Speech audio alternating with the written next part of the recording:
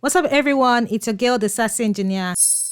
These are some things you can do on your road to Nelson from Picton. Nelson is always a place to be during summer and it's popular for its vineyards and Abel Tasman National Park. There is so much to love about Nelson beyond these two things I've mentioned. Picton on the other hand is a gateway to the islands. It's small but it's also another popular holiday destination on South Island. So we drove from Picton to Nelson. On our road trip to Nelson, we took the Scenic Drive from Picton to Nelson. Technically, it was my decision, but I use we just to be modest. When you hear Scenic Drive from Picton to Nelson, we are referring to driving through Queen Charlotte's Drive. Queen Charlotte Drive is a spectacular, approximately 40 kilometers winding road that links Picton to Havelock. It's about 45 minutes drive. They say it's one of the most scenic drives you're likely to encounter. I highly doubt that, but it's got a lot of scenic spots that people who particularly enjoy hiking will love. It's very winding though, so take note. There are many popular scenic stops on this drive. Many are walking tracks with lookout points. It could take from as short as 5 minutes to as long as 1 hour to get to some lookout points at some of the stops. The very first stop is at the start of the journey, Picton Harbour Lookout. It offers panoramic views of Picton Harbour and surrounding mountains. You can visit here any time of the day. This is another stop. At this stop is Governor's Bay walking track, the second most popular stop on this drive because it's just a 15 minutes drive from Picton.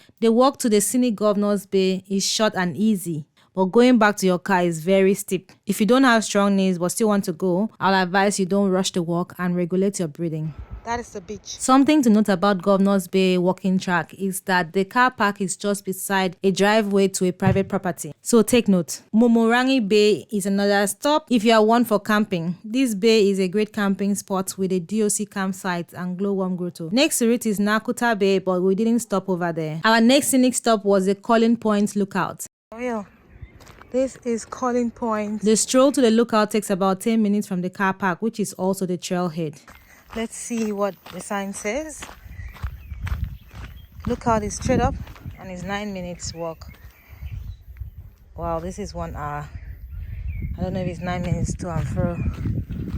But yeah, already late, so I didn't do it obviously. Queen Charlotte Tavern. We didn't stop over here because honestly the people were looking creepy and they were just staring at us. It looked like a private property, so we just turned back. Pellery's Bridge Scenic Reserve. Pellery's Bridge is also the name of the town. When we arrived here, I was wondering what was about this bridge that made it noteworthy. It's the fact that it is one of the locations for The Hobbit, The Desolation of the Smog. You know the movie, the Hobbit movie. It wasn't until crossing the bridge and seeing the view that I instantly regretted not taking a walk because we had driven into the car park to walk, but I just decided, it's late, let's just keep going. Meanwhile, the walk is a short and easy walk. There are forest area around, car park, etc. It's close to Havelock, great for kids. Oh well, next time. But after passing Pellery's Bridge, at that point, we really needed to get to Nelson because it was getting dark and we needed to check in at a particular time. So whatever most of I had in mind was shelved and focus placed on arriving in Nelson. That's all about our scenic drive from Picton to Nelson. I hope you have taken note of some of these scenic spots for your next trip down to Nelson from Picton. If you haven't liked this video, click the like button and subscribe if you are new to the channel. Toodles!